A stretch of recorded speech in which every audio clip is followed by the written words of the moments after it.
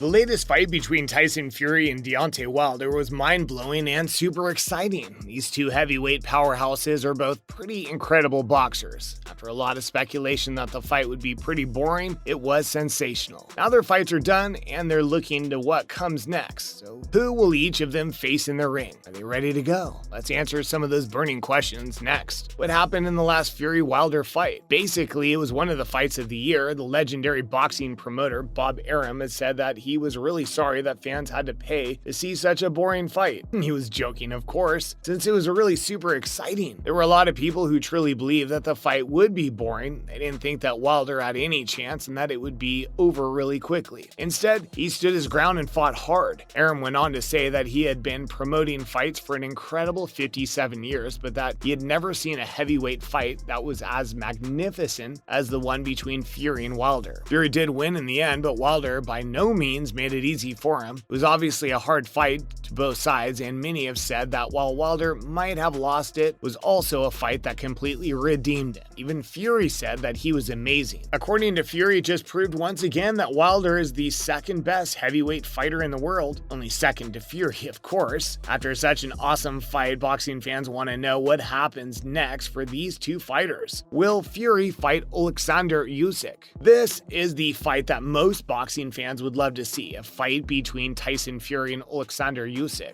They've even started to trash talk each other in the media, and it sounds like they'd love to get their hands, or in this case, boxing gloves on each other. Usyk has been very vocal about feeling that he would beat Fury easily, just hasn't had the opportunity to show off what he's got. Fans are already pumped for this match, but it just doesn't seem like it'll be possible anytime soon. Usyk has fought Anthony Joshua recently, and they had a rematch clause in their fight contract. Usyk won, and AJ then triggered the clause. That means that the second fight between Oleksandr Usyk and Anthony Joshua will happen in the spring of 2022. There have been those that have said that Joshua should step aside, but there is just very little chance that he would do that. There's loads of money that'll come from another fight with Usyk after the fight has been resolved, and if Usyk has won, then he might be up to face Fury. But that'd probably only happen if Fury is still a champion by that time. Everything aligns, and we'll surely see this matchup between Usyk and Fury. Will the fight between White and Wallin influence Fury's future? Originally, White and Wallin would have faced each other at the end of October, and then it sounded like Fury would fight whoever came out victorious from that fight. But things have changed a bit recently. Dylan White and Tyson Fury have spoken about facing each other in the past. Many boxing fans had their money on this being the bout that would happen after White faced Otto Wallin. But like I said, things changed. White has suffered a shoulder injury and has had to pull out of the fight. Things got a bit dodgy from there, since there are now reports that when he recovers, White doesn't want to re-engage with the fight with Wallin, but that he would rather move on to the next step and plan for a fight with Fury. It got tongues wagging, and Wallin has even started to demand that an independent doctor check out White's shoulder to make sure that he really is injured. I mean, when there's smoke, there might be fire, and the timing does seem really suspicious. You think something's weird's going on here? Let me know in the comments. Since the fight has been canceled, it might also cancel Fury's obligation to fight the winner of that bout. Could mean that he ends up not facing either of them. Be interesting to see how things turn out in the next few months. Andy Ruiz could be a possible challenger. With everything going on, another name that has come up a possible contender for Fury is Andy Ruiz. He came seemingly out of nowhere by knocking out Anthony Joshua, and since then has faced quite a number of strong challengers and has been really strong against them all. He could be a great contender for Fury to face at this stage in a fight in the United States, especially since Ruiz has a really great Mexican following too. There are a number of fighters that could face Fury, but some of the strongest heavyweight contenders are still